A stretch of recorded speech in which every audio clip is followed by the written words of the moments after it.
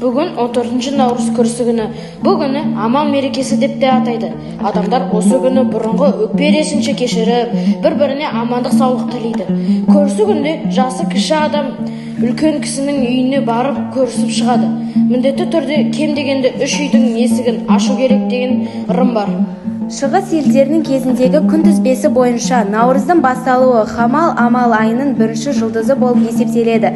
Хамал деп отырғанымыз тоқты шоқ жұлдызының ескі парызша атауы. Күн мен түн теңеліп, амал кірген сәтте тоқты шоқ жұлдызы туады деген ұғым қалыптасқан. Наурыз сөзі жаңа күн дегенді білдіреді.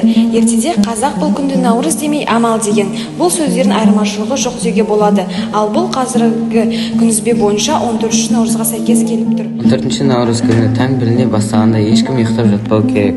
Әсіресе қарты бар үйлер ерте оянып, көрісіп шығатын адамдарды күтіп отырады. Міндетті түрде әр үй дастарханын толтырып, бар тәттісін қойып, бауырсақ, жет-шелпек пісіреді. Көрісу күніне ешкім арнайы шақырылмайды.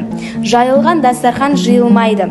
Адамдар бір-біріне түске дейін көрісіп шығуға тырысады.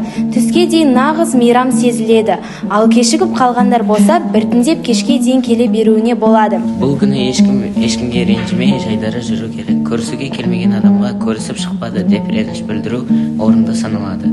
Ендеше береке мен бірліктің мейрамы көрісу күні құтты болсын.